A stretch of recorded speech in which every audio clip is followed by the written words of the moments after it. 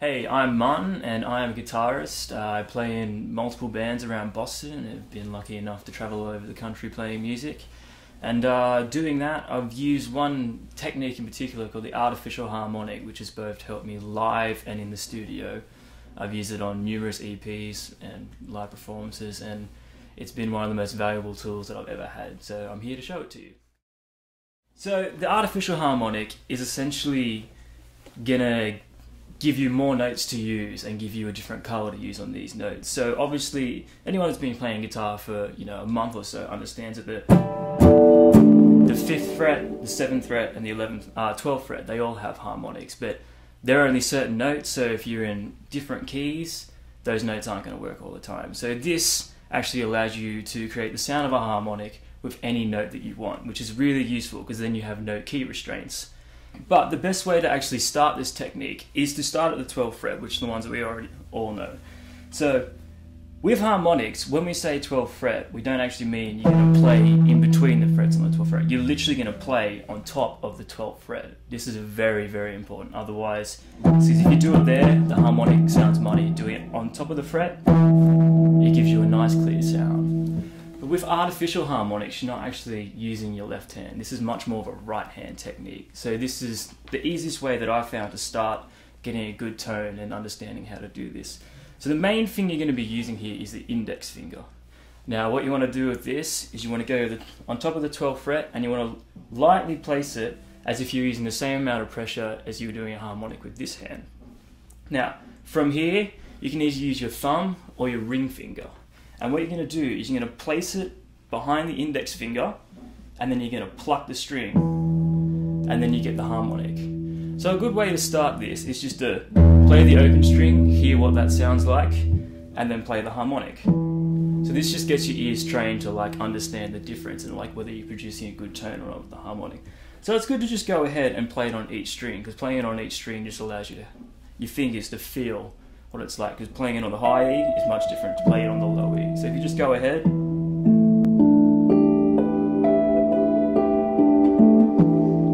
that's harmonics there. The other thing you should do is practice using your thumb, because then when you get later on you can use both fingers and it's a cool sound. So it's the same thing, index finger on the fret, and with your thumb just pick behind it.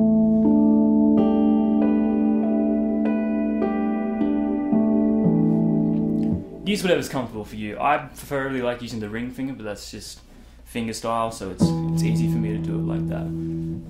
So once you start getting good sounds doing that, the next thing is to apply it to a scale. So for the purpose now, we're just going to use the 2-octave G major scale.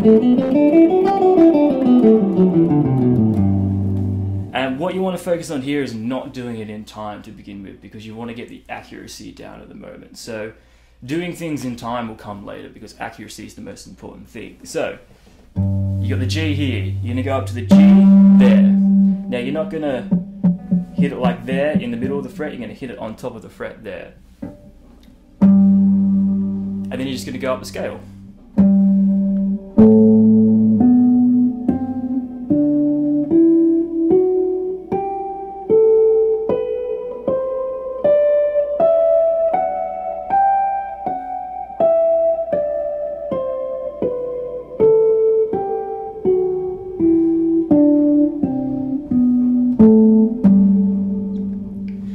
And so there you just play the whole scale in harmonics, and you notice that you're getting, so you got one of the notes is an F sharp there, which you don't actually get in the open harmonic. So you just you're getting the texture of a harmonic with notes that aren't available in the open section. So once you get that down and you can feel that the accuracy is coming and making sure that your finger is on top of the frets, not in between it, and you're getting a good tone, it's good to start adding jumps in between the harmonics. So you can do the same thing, but you just do the scale in thirds.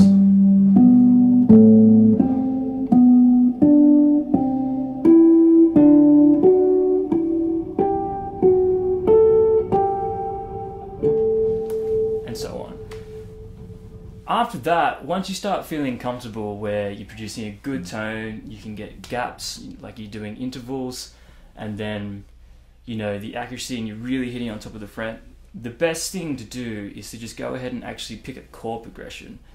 So At the start of the song, at the start of this video, I was playing a song by Luke Nicolai, which I recorded on, called The Cliff. It's on his EP, Love, Hate, Fate.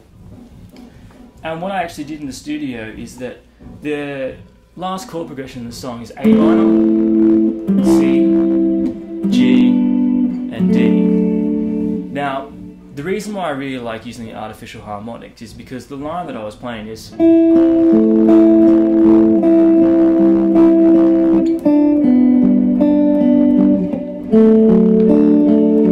that's just a very standard line, just picking. There's nothing really that interesting about it. But if you take the same thing and then if you add in doing that but using artificial harmonics, it can really bring it to a different level, and it just adds to life, and it can sit in an arrangement really well. So this is what it sounds like with using all artificial harmonics.